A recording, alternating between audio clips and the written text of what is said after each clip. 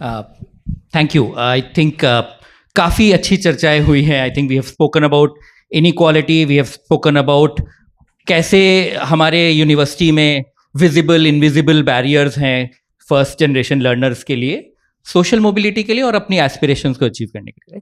But final panel is all about the theme, a new beginning for our first cohort, right? And the question जो कि आपने बोला, and I think I will pick on the question you raised in the morning, right, which is you said, right, so how do first generation learners even dream or aspire to a place that was never designed with them in mind, right? But now that first generation scholars are out there, so how do we design, right? So I think that's really what we will try and hear from everybody, and I'm very happy that we have somebody from Delhi University, which is one of the older universities in India. We have two very senior professionals from two new age universities who are trying to redesign and rethink the university systems. We have somebody who spent decades engaging with various aspects of life, but also a fellow IITian and a proud IIT alumni association. So you've engaged with students across batches, age groups, societies, and all the transitions. And Rahul, who's a new age tech entrepreneur at the cutting edge of things, who has also been very effectively engaging with all, right? So start करते हैं परिणीता से, right? So and let's understand कि आपके क्या challenges थे जो कि and उसके around क्या ऐसा आपको लगा कि यार ये तो होना चाहिए था but नहीं है, right? So how, just if you could just talk us through थोड़ा experiences as to what things were missing in the university system.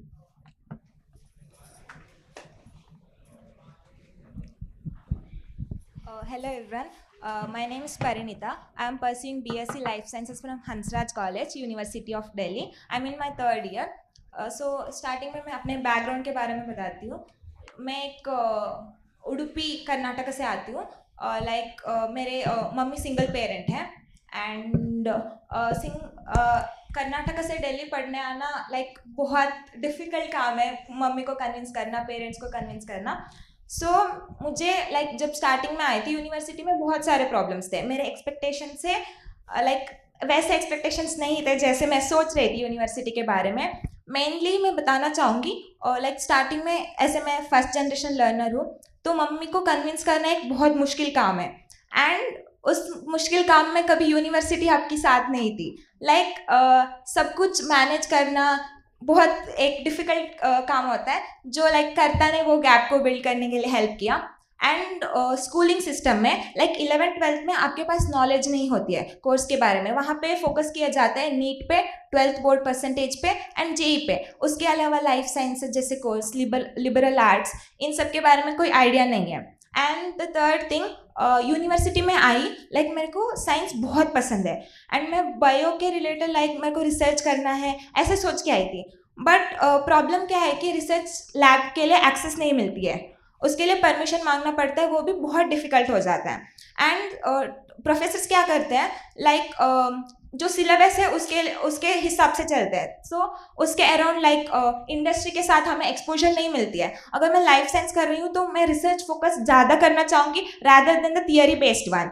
सो उसके लिए इंटर्नशिप ज़रूरी होती है जो यूनिवर्सिटी फोकस नहीं करती है. एंड आई थिंक इंटर्नशिप में ज़्यादा फोकस करने से हमें प्लेसमेंट के लिए हेल्प हो सकती है, क्योंकि साइंस रिलेटेड कोर्सेज के लिए कोई प्लेसमेंट नहीं है, like for example Hansraj college. और एक चीज़ है लाइक हम प्राइवेट ऑर्गेनाइजेशन से स्कॉलरशिप्स लेते हैं, तो उस स्कॉलरशिप में प्रॉब्लम क्या होता है, जो मनी डिस्पर्स होता है लाइक फर्स्ट ईयर में डिस्पर्स हुआ एंड सेकेंड ईयर में नहीं हो रहा है, सीधा थर्ड ईयर में आ रहा है. सो जो गैप है, फाइनेंशियल गैप यहाँ पे क्रिएट हो रही है जो फर्स्ट जनरेशन लर्नर के लिए है, वहाँ पे ड्रॉप आउट रेट इंक्रीज हो जाता है. वो एक सबसे बड़ी प्रॉब्लम है. एंड देन इमोशनल इंटेलिजेंस पे कोई काम नहीं होता यूनिवर्सिटी लेवल पे. बहुत सारे प्रॉब्लम्स हैं, लाइक रेगुलर काउंसलिंग की ज़रूरत है, मेंटरशिप की ज़रूरत है, वन ऑन वन सेशन नहीं होती है. तो एक प्रोफेसर और स्टूडेंट्स के बीच में गैप है, वो गैप कभी फुलफिल नहीं हो पाती है यूनिवर्सिटी में. लाइक मुझे लगता है कि ज़्यादा लाइक इंडस्ट्रियल एक्सपोजर फोकस्ड होना चाहिए for a science student, and lab के लिए एक्सेस बहुत ज़रूरी होता है एज अ साइंस स्टूडेंट. सो ये सारे मेजर प्रॉब्लम्स थे. और एक चीज़ है कि कॉलेज में बहुत ज़्यादा कॉम्पिटिशन्स होती है. कॉम्पिटिशन में प्रॉब्लम क्या होता है, आप मेनली CGPA इन सब के ऊपर फोकस करते हो, एक गैप क्रिएट हो जाता है स्टूडेंट्स के बीच में ही, जिसकी वजह से कम्युनिकेशन गैप बिल्ड होता है, जो मुझे हुआ. लाइक मैं जब स्टार्टिंग दिल्ली यूनिवर्सिटी में गई थी, मुझे 1 मंथ लगे फ्रेंड्स बनाने में, क्योंकि एक तो लैंग्वेज बैरियर था, दूसरा चीज़ ये था कि उस लाइक एलाइट सिस्टम में मेरे को कैसे एडजस्ट करना है, कैसे बिहेव करना, कैसे एक्सप्रेस करना है खुद को, डाउट कैसे पूछना है, ये इन सब के बारे में कोई नॉलेज नहीं थी, कोई आइडिया नहीं था. सो ये सारे यूनिवर्सिटी में मुझे स्टार्टिंग में प्रॉब्लम्स फेस हुई. ग्रेट. बहुत आई थिंक बहुत डिटेल में आपने समझाया क्या क्या चैलेंजेस होते हैं. काफ़ी सारे चैलेंजेस ये नॉर्मल लर्नर्स के लिए भी होते हैं, फर्स्ट जनरेशन लर्नर के लिए शायद और ज़्यादा. अब कुछ ऐसा if you want to reflect on कि is there a extra challenge that you face as a first generation learner versus regular?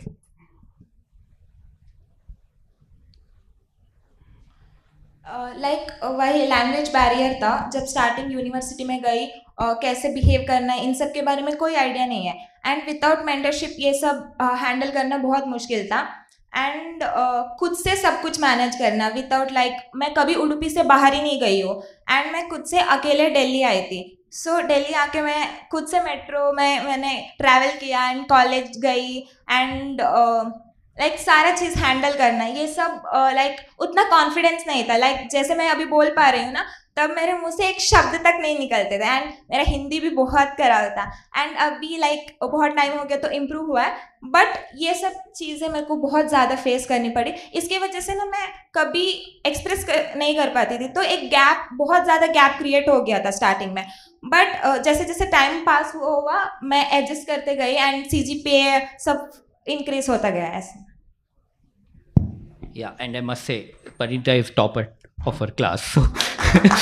So on that note, let me turn to Falguni, because Azim Premji University is a social purpose university, right? Which is the vision is to solve for all the problems and challenges जो कि हम सुबह से आज discuss कर रहे हैं, right? So what is it that universities need to redesign? What are the systems? What are the processes that that maybe you're doing, and maybe some more that you think we should do, which can enable first generation learners to not just adjust, cope, but thrive? Yeah. To thrive as well. Yeah. Okay. So thanks for it's a very privileged, in a sense, like audience, and I'm very honored to be a part of this panel. Okay. C2 access के मामले में देखें, educational access के मामले में अजीम Premji university में हम लोग 2014 ऑनवर्ड से कॉन्शियसली ये सोच रहे हैं कि कैसे अपने क्लास डाइवर्सिटी को एनहांस किया जाए, कैंपस डाइवर्सिटी को. और सोचते सोचते करते करते 2023 से, है ना, 2023 से we have started one thing called a bridge programme, okay, which is running in around 8 to 10 district locations, working with 50 partner organizations, and reaching out to almost 1,000 students from very difficult backgrounds, state board schools. Okay, and 2024 we added another 75 Navodaya Vidyalayas.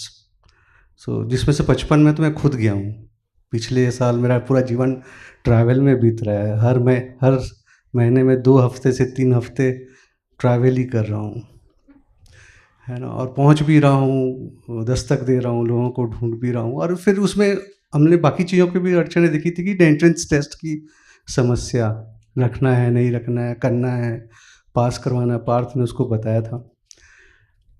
And हम उनको मदद भी कर रहे हैं कि आप इस टेस्ट को सिर्फ अपने यूनिवर्सिटी एंट्रेंस के लिए नहीं, लेकिन बाकी सभी यूनिवर्सिटी जो एंट्रेंस करती है वही सब चीज़ें पूछते हैं। रीडिंग कॉम्प्रिहेंशन, क्वांटिटेटिव रीजनिंग, थोड़े लॉजिकल रीजनिंग, उसमें कैसे हम महारत हासिल करें जब स्कूल बहुत ख़राब स्थिति में है, 10वीं 12वीं में, है ना। बोर्ड एग्ज़ाम्स तो अब और भी ख़राब, स्टेट बोर्ड्स तो और भी ख़राब हालत में है।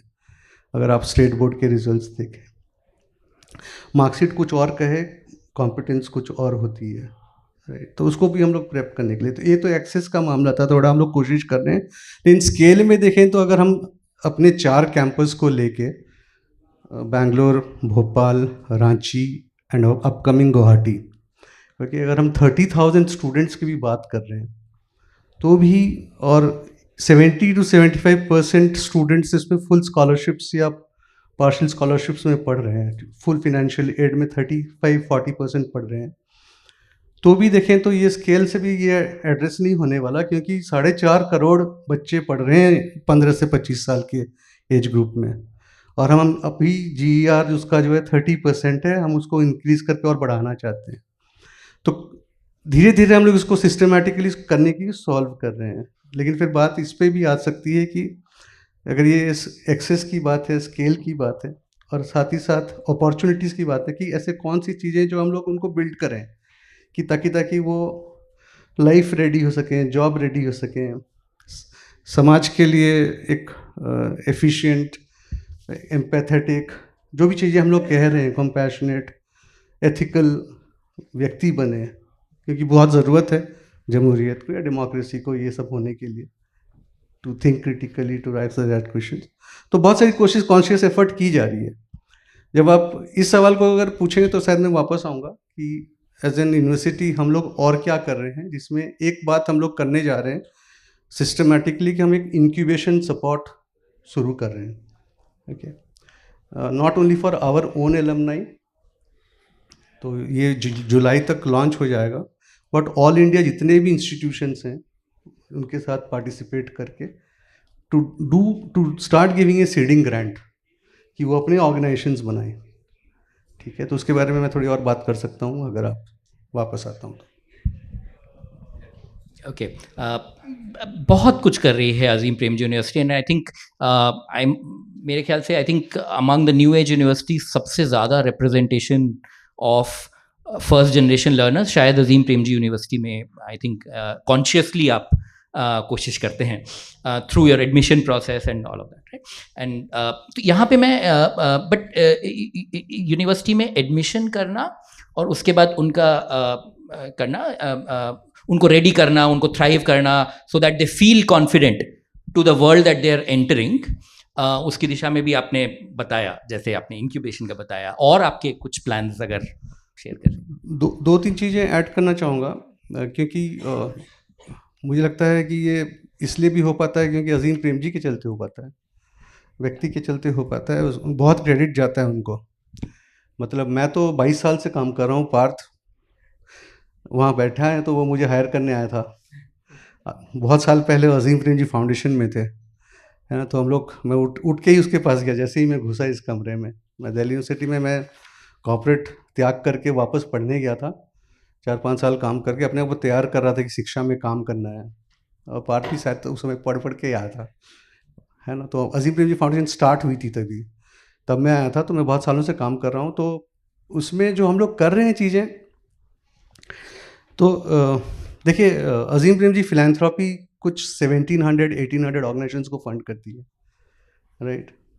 हम ये नहीं कहते हैं सभी को जाए कि हमारे ही बच्चों को इंटर्नशिप के लिए लीजिए, हमारे ही कैंपस से हायर कीजिए, मतलब वैसे कुछ चीज़ें हैं नहीं, लेकिन बहुत सारी चीज़ें उससे भी सपोर्टेड है।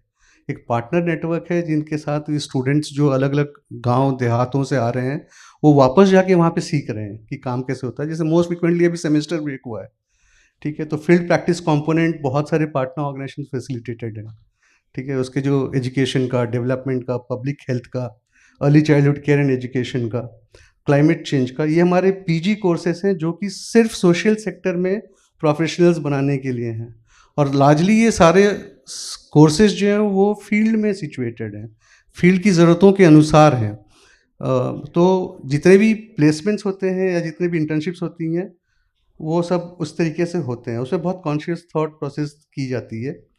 एंट्री लेवल में भी क्वेश्चन पेपर्स बाइलिंगुअल होते हैं, है ना, कि अंग्रेजी वालों को ही खाली सुलभ ना मिले। एक बैंगलोर में एक कैंपस ऐसा है जिसमें सिर्फ अंग्रेजी हमने रखा हुआ है, लेकिन भोपाल और रांची अभी हम स्टार्ट करें तो वो बाइलिंगुअल क्वेश्चन पेपर है। पहले 2 सेमेस्टर्स में ईयर राउंड समर प्रोग्राम्स होते हैं, पाथवेज होते हैं कि कैंडिडेट एडजस्ट हो जाए कैंपस के साथ। बहुत सारा post admission student help desk होता है, ठीक है, सपोर्ट मैकेनिज्म्स हैं जहाँ पे आप आने वाले स्टूडेंट को बहुत सहज करते हैं, राइट। तो ऐसी बहुत सारी चीज़ें हैं।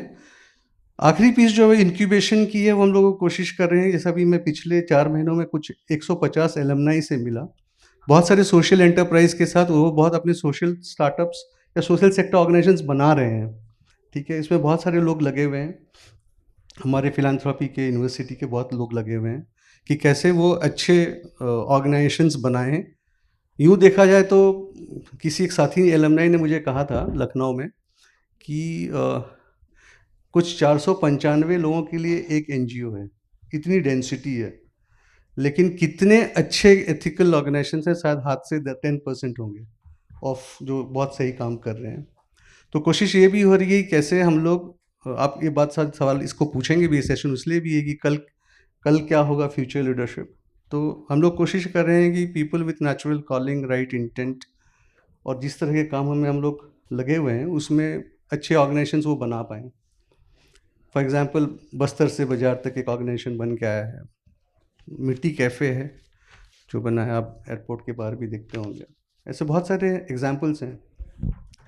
मैं रुकता हूँ, बाकी लोग भी बोलें। ग्रेट। नहीं, आई थिंक ये बहुत ठंडा नहीं, because this is it's very valuable inputs and I think आपने कॉन्शियसली अपने करिकुलम में इंटर्नशिप्स, फील्ड कंपोनेंट, प्रोजेक्ट्स और partner live action with your alumni को लेवरेज करके और यूनिवर्सिटी पार्टनर्स, फाउंडेशन पार्टनर्स को लेवरेज करके आप अपॉर्चुनिटीज बनाए। तो उसी चीज़ पे let me turn to professor Narendra, who is leading School of Design at one of the most innovative new age universities, I must say, where I think Vidyashilp has been very consciously trying to build projects, skills, interdisciplinary pathways, etc. So if you could just speak a little bit about that. Yeah, thank you very much, actually. Let me start off with one comment. Actually, this is the first time I'm sitting among so many successful people. From the back in the morning, all the students, I saw that what else do you require actually in a society. That's a positive note. Also all the accomplished people around me,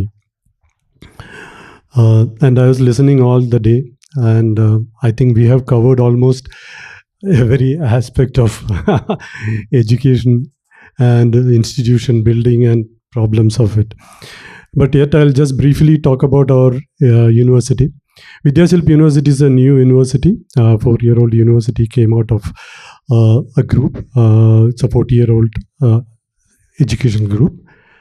And what they're trying to do is actually they are bringing in interdisciplinary university, where students are allowed to take 32 credits of minor courses along with their major courses. Means suppose if I take a BTech or BTech or BDes or law or management, they also can have a 32 credits of other courses. Actually, they can take it from other school. For example, suppose somebody has taken a BTech, they can also choose. It's a choice based. Student can choose design, law, or technology, or humanities, psychology, and economics.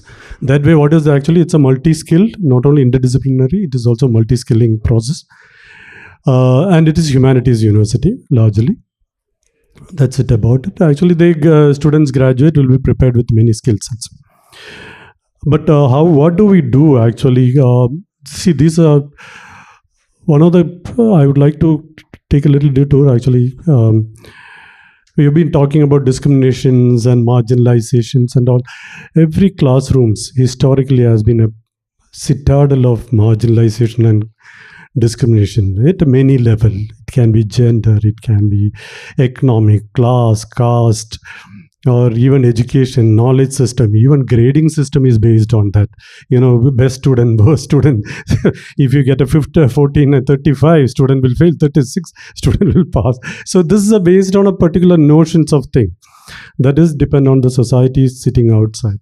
So I don't want to get into this one because it is already discussed about. Actually, on the contrary, I would like to take it to another direction. How we approach that education now is what I would like to talk about. Because I'm coming from a background of an artist and designer who would like to identify as an artist, because most of the people don't consider it is even a profession. So I would like to be associated with that. The end of the day, what does matter for human being is actually dreaming, capacity to dream. One of the biggest problem for all of us is that human being particularly is that we can see everybody else except ourselves without a mirror, right? Unless and until I have a medium in front of me, I cannot see myself. So often what happens actually, the critical thinking about ourselves, if we develop that quality in each student, to take and look at everybody and everything around them as a mirror to see themselves, probably most of these problems will solve. I haven't seen, I've been teaching for the last 35 years and I haven't seen a student discriminating another student. Right? Teachers may discriminate, institutes may discriminate. Most often, I haven't seen many students discriminating their friends.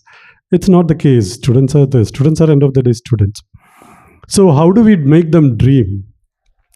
That's most important. How do these kids actually now today is asking for, if you push them towards more problems of the society's problems will remain there. If not in today's problem, there will be some other problem, right?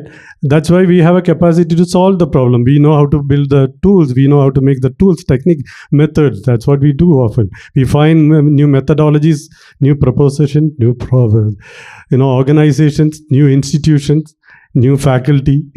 Human beings are capable of, like sir is just a while ago told, even AI comes, it hardly matters. We'll find a solution for that. Yeah. So my request is actually to how do they dream? For example, actually when we come in our design program, what we ask the students first to do is actually to draw and take photographs from the people from ants position. We ask them to lie down on the floor and take the photograph and see how does the world look like. You see it from a different perspective. The least perspective, economically the least. It's actually you start seeing world differently, and it will be most beautiful thing, because the entire world will, whenever you get a chance, those who are not designers wouldn't have experienced it. Keep your cell phone and take a photograph from your leg. You will see your phone. It'll be different. So the world is different actually if you change the perspective. That's what I think actually that's what education is largely have to do. Give them hope. Thank you very much. Right.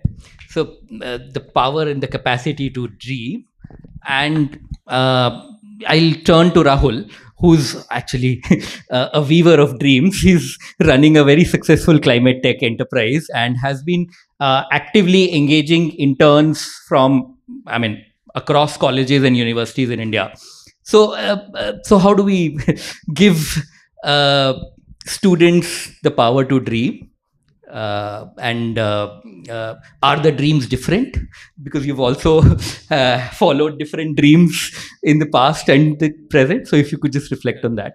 So सबसे पहले तो जितने students यहाँ आए हैं, they have made it larger in their life. They have faced lots of obstacles and then they have come here. So congratulations to all of them. लड़ाइयाँ सबकी है, मतलब किसी की छोटी लड़ाई किसी की कम कठिन होती है, किसी की ज़्यादा कठिन होती है. आप लोगों के लिए ज़्यादा कठिन है, कोई बात नहीं, सबके लिए. तो हमने ये टॉपिक है आगाज़, इसका मतलब we'll forget what has happened, we'll build a new present, we'll build for others, we'll build for people around us. So जैसे आपने कहा कि स्टूडेंट्स के लिए, for example just Parineeti was saying कि पहला first generation she went and she came with different hopes कि college जाएंगे ऐसा होगा वैसा होगा. सबके साथ ऐसा होता है. मैं भी गया था, मेरे को लगा था बास्केटबॉल खेल रहे होंगे शाहरुख खान काजोल, ऐसा कुछ नहीं हुआ वहाँ पे.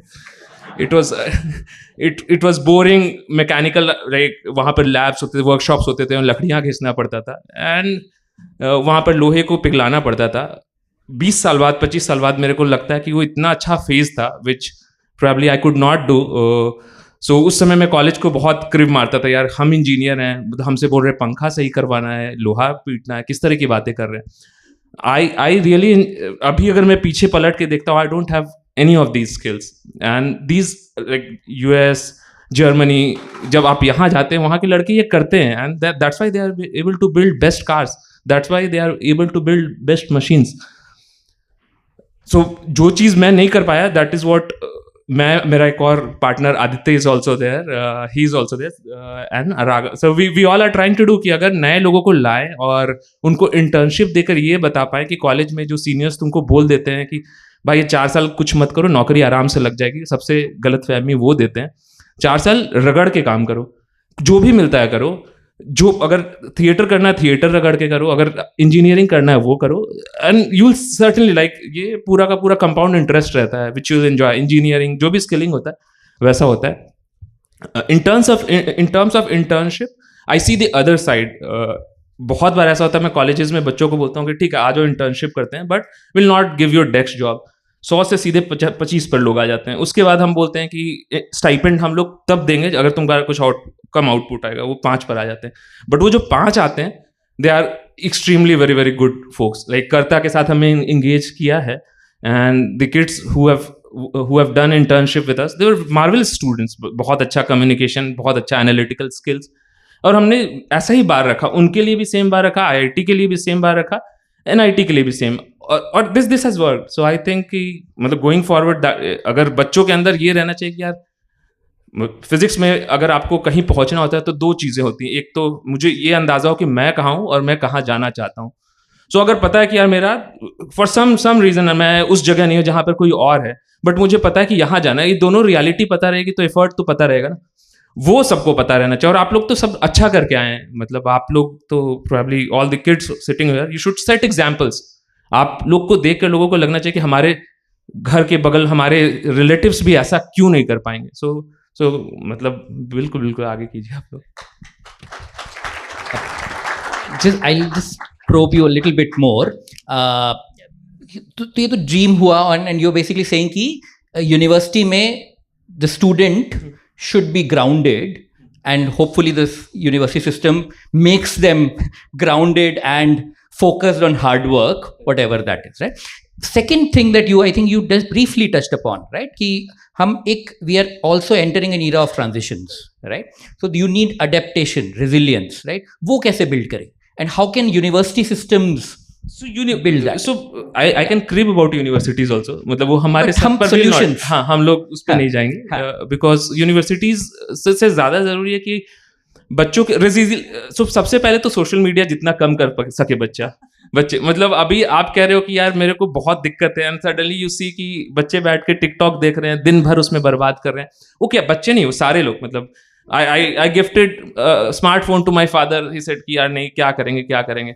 अभी 1 साल बाद आए वो कह रहे हैं कि देखो 4 अलग अलग ऐप मैंने डाउनलोड किया हुआ है. तो that we have to reduce बहुत सीरियसली, मतलब अडेप्ट करने के लिए कि world is changing very very fast. वो आपको पता भी नहीं चल रहा है, इतनी तेजी से बदल रहा है. और इसमें एक अच्छी चीज़ हो रही है, एक बुरी चीज़ हो रही है. अच्छी चीज़ ये है कि जो मेहनत करना चाहता है उसके लिए जगह कभी नहीं खत्म होगा.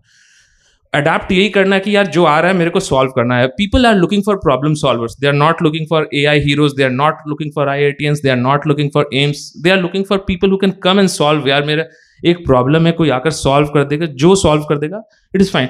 And all the apps, all the information are readily available. So बस ये कीजिए कि अपने आप को फोकस रखिए, ये सोचिए कि मुंडी नीचे करना है, काम करना है कुछ दिन तक. That's very simple, and that will keep you moving. अगर प्रोफेसर अच्छा नहीं पढ़ा रहा है, मैं NPTEL का लेक्चर पढ़ लेते हैं.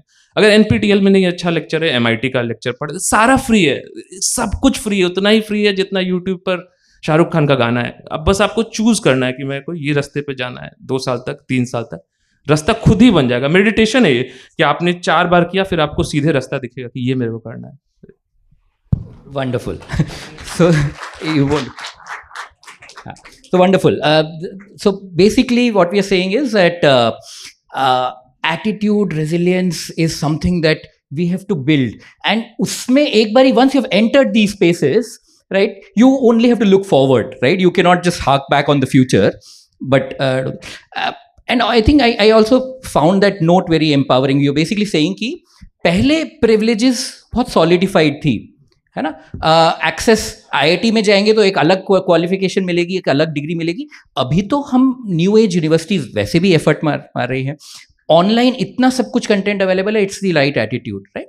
So there is also hope and opportunities. Here I would now want to bring in Mr. Yogesh, who's spent decades, entire journey, and he's seen the IIT system, which is a elite privilege, but that has also changed quite considerably, become more inclusive. As an alumni network, IIT Alumni Association has also been trying to seed seeds of success for every single person who could not enter that, right? So how do you see this change, and how do you see hope? What kind of systems do you think we can build going forward? बहुत बढ़िया. तो एक जैसे हाँ, मैं दो उदाहरण देना चाहूँगा आपको कि किस तरह के चेंजेस मैं देख रहा हूँ. एक उदाहरण मैं देखना चाहूँगा कि कैसे कम्युनिटी अपने आप को रीऑर्गेनाइज करती है और अपनी परिस्थिति को बदलती है. इसका उदाहरण है कि झारखंड में रांची के पास एक गांव है आराकेरम. वहाँ पर हमारे कुछ साथी काम कर रहे हैं जिनके साथ हमारे IIT के एलुमनाई हैं, फॉरेस्ट ऑफिसर भी हैं फॉरेस्ट सर्विसेज के. तो वहाँ काम कर रहे हैं वो, और वो एक ही गांव में नहीं, कम से कम 80 गांव में काम हो रहा है. तो पहला तो हमने देखा कि जो हमारी डेवलपमेंट की अप्रोच है, जो सेक्टोरल अप्रोच है, इसके फ़ायदे हैं मगर इसके नुकसान भी बहुत सारे हैं. एक ग्रुप जाता है, कहता है मैं पानी पर काम करूँगा, तो वो वहाँ ट्यूबवेल खोद के आ जाता है. दूसरा ग्रुप जाता है कि वो कहता है मेरे को पानी के कंजर्वेशन पे काम करना है, और कहता है ट्यूबवेल से क्यों पानी निकाला जा रहा है सारा ज़मीन का, तो पानी ज़मीन में जाएगा कैसे? तो we are depleting our resource deplete हो रहा है. तीसरा जाता है मैं हेल्थ भी काम करूँगा, मुझे और किसी के बारे में नहीं, मैं हेल्थ पे कर रहे हैं. तो एक इस अप्रोच को बदल के अगर हम पूरी कम्युनिटी को साथ में लेकर काम करें, और ये मैं विशेषकर जो हमारे यंग स्कॉलर्स हैं इनको भी मैं एड्रेस कर रहा हूँ इसके माध्यम से, कि किस तरह से आपको एक अपॉर्चुनिटी मिली अपने जीवन को संवारने की. अब जब कभी आपको समय मिले, आपको अपनी कम्युनिटी को सुधारने का है, कम्युनिटी में जाके कुछ कर पाने का, तो एक उदाहरण आपके सामने ये रहेगा. तो पूरी कम्युनिटी को इकट्ठा करके पहले बैठाना, और उसके बाद उसी समाज में, उसी समुदाय में बात करना कि आपकी समस्याएं क्या हैं. और देखा ये कि अगर उन्होंने 50 समस्याएं गिनी, तो केवल 5 या 7 समस्याएं ऐसी हैं जो सरकार हल कर सकती है, बाकी 40 समस्या तो उन्हीं के हाथ में है और वो ही कर सकते हैं. और जैसे ही ये समझ में आई कि जो ये समस्याएं हमारी हाथ में हम ही कर सकते हैं, और थोड़ा थोड़ा उनके साथ आपने जिसे कहते हैं कि लोक शिक्षण किया,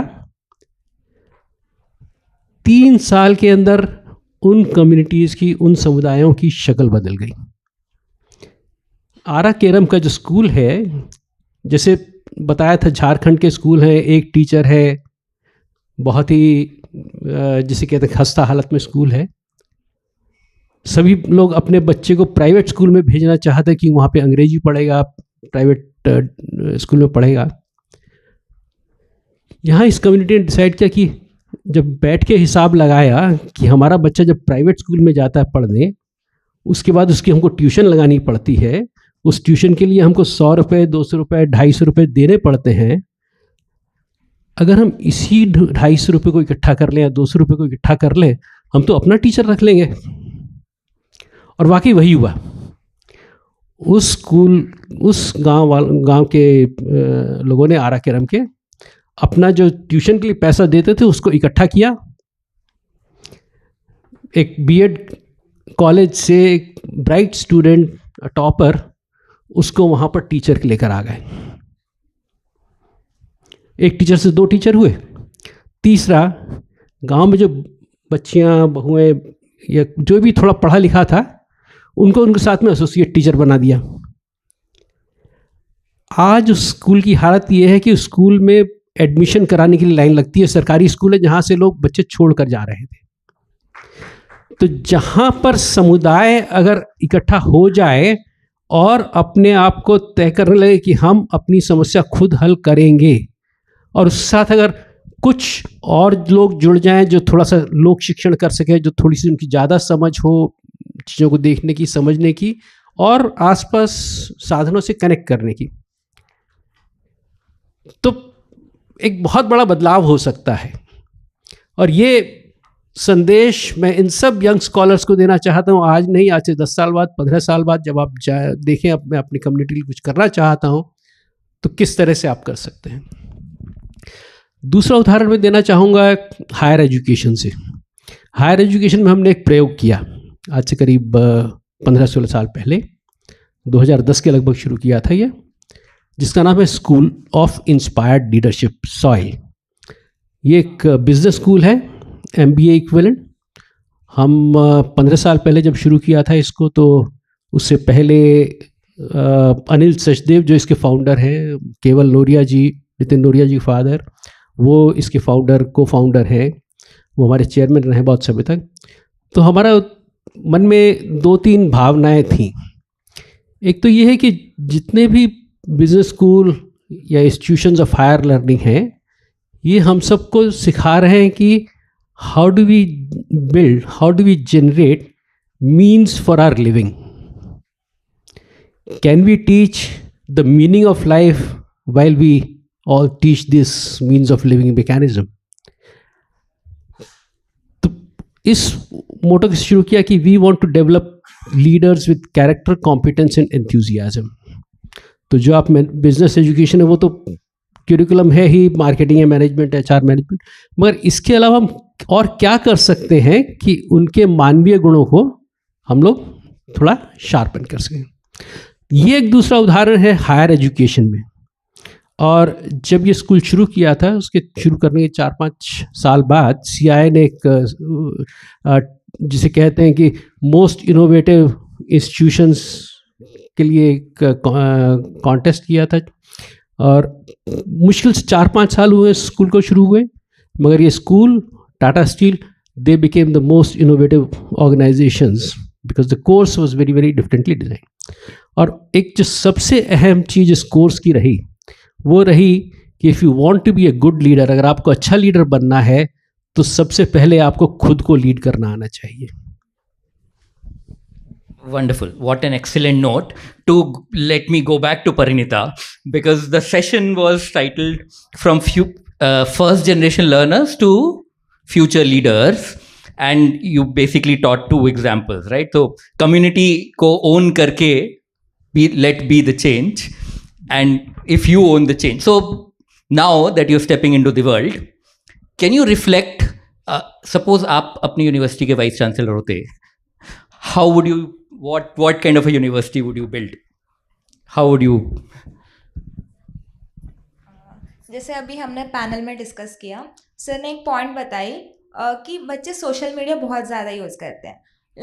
रात के 5 बजे तक फ़ोन चला रहे हैं, सुबह 7 बजे की क्लास में पहुंच रहे हैं। आई थिंक इसके ऊपर काउंसलिंग चाहिए, बच्चों को डिसिप्लिन्ड करिकुलम क्रिएट करना चाहिए, so that mainly CGPA drop होने का कारण यही है, मुझे जितना लगता है। एंड सर ने एक पॉइंट बताई थी लाइफ की मीनिंग समझाने का, एंड उसके ऊपर मुझे बेसिक लाइफ स्किल्स जैसे सर्वाइवल स्किल्स, उसको भी इम्प्लीमेंट करना चाहिए यूनिवर्सिटी में। And the third thing, community level पे काम करने का सर ने जैसे बताया, मैंने बताया था 11th-12th स्टूडेंट्स जो है उनको कोई आइडिया नहीं है, नीट JEE को छोड़ के बाकी जितने भी कोर्सेस है, लाइफ साइंसेस हो गया, इन सब के बारे में कोई आइडिया नहीं है। सो कम्युनिटी लेवल पे, स्कूल लेवल पे ऐसे चीज़ों पे काम करना एंड एक कैंपेन जैसे चलाना बहुत इम्पॉर्टेंट है अवेयरनेस क्रिएट करने के लिए।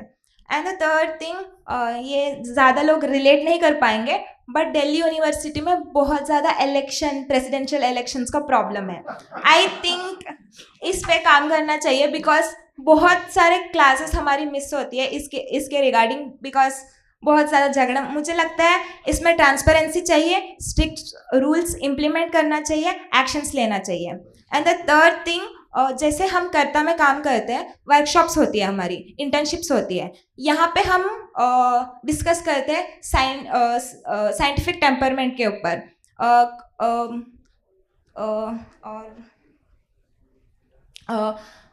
How to pique the curiosity of the students, and logical reasoning कैसे करते हैं, एंड पर्सपेक्टिव बिल्डिंग पे काम करते हैं हम लोग, एंड कॉन्स्टिट्यूशन वैल्यूज पे डिस्कशन होती है, एंड इंटर्नशिप्स पे लाइक एक्सपोजर मिलता है. मैं एक साइंस स्टूडेंट हूँ, लाइफ साइंस पढ़ रही हूँ. सो लास्ट टाइम मैंने एक इंटर्नशिप किया था SBRI में, जहाँ पे मुझे हैंड्स ऑन एक्सपीरियंस मिला एक बहुत बड़ा लैब में, एंड वो सब चीज़ें मुझे लगता है यूनिवर्सिटी में भी इम्प्लीमेंट होना चाहिए, इंडस्ट्रीज के साथ कोलैबोरेशन क्रिएट करना चाहिए, सो दैट स्टूडेंट्स को लाइक जब वो ग्रेजुएट हो रहे हो उनको प्रैक्टिकल एक्सपीरियंस ज़्यादा मिलनी चाहिए थियरी बेस्ड से. एंड हाँ, मुझे लगता है सोशल कैपिटल और कल्चरल कैपिटल में हमें काम करना चाहिए, और रेगुलर कॉन्फ्रेंसेस ऑर्गेनाइज करना चाहिए यूनिवर्सिटी में, और उसकी वजह से क्या होता है, हम कनेक्शन बिल्ड कर पाते हैं, एंड आगे जाके अगर मैं यूनिवर्सिटी अभी बना रही हूँ तो मुझे फंडिंग भी तो चाहिए, तो इसमें भी हम काम कर सकते हैं. एंड बस अभी के लिए. Wonderful. Very long agenda, and I think that can be a good agenda for most VCs. Now, I think just one closing remark from all of you. If there is one shift that India needs to make our institutions more inclusive, more adaptable, and more meaningful, what is that one change that each of you, maybe we can start with Rahul and then maybe just... So in terms of, you are asking in terms of institution, what step institution can take? And institutions here could be universities, should be employers, should be families, the public institutions, support systems, infrastructures. So what is one impactful idea that you would want to leave us with? I mean, giving a sense of purpose, because that is what is missing in most of the institutions right now. So in colleges, why are you going to college? So the purpose should not be कि job ही लेना. Of course, मतलब first generation को job लेना है, लेकिन अगर आप you come from a good wealthy family, तो आपका purpose different रहेगा. If you are third generation, then आपका purpose different रहेगा. So purpose even in probably in different organizations also, वो sense of purpose is missing, and that's because we are, एक ये भी reason हो सकता है कि हमें आज़ादी 50, 60, 70, 80 जो भी साल है, उस बहुत कम दिनों से हमने देखा है देश में लोग बहुत सारे प्रॉब्लम्स को फेस करके यहाँ तक आ पाए हैं. तो पर्पस को हम बहुत नीचे रख देते हैं कि कहाँ पहुँचना है. जितने हायरार्की लेवल पे हम पर्पस जितना अच्छा बना पाएंगे, समाज, देश, इंस्टीट्यूशंस, उतना अच्छा होगा. So if we can do that तो अच्छा रहेगा. वंडरफुल. फाल्गुनी. डिफिकल्ट है, मतलब कहाँ से सवाल बनाते हो आप.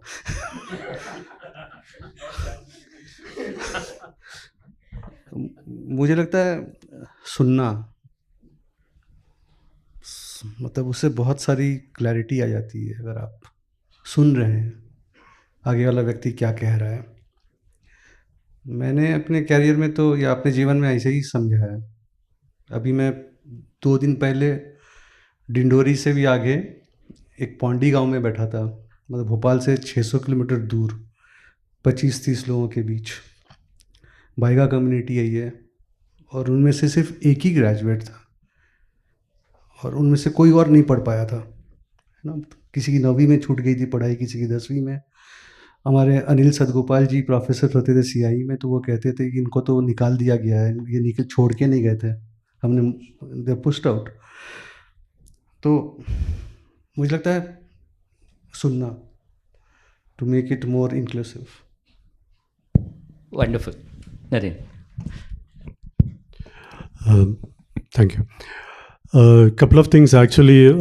If you look at it, pre-liberalization, economic liberalization in 1990s, when Narasimha Rao started, our industrial growth was around 15.7%. At 2026, it hasn't moved even a point. It is 15.7%. There is no industrial growth as it is. Okay.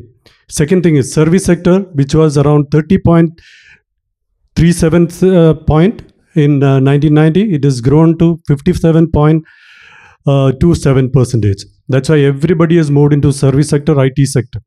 And AI is going to, all the AI conferences predicted that it is going to be taken away. Do we have to be hopeless? I'm saying no. We don't have to be hopeless.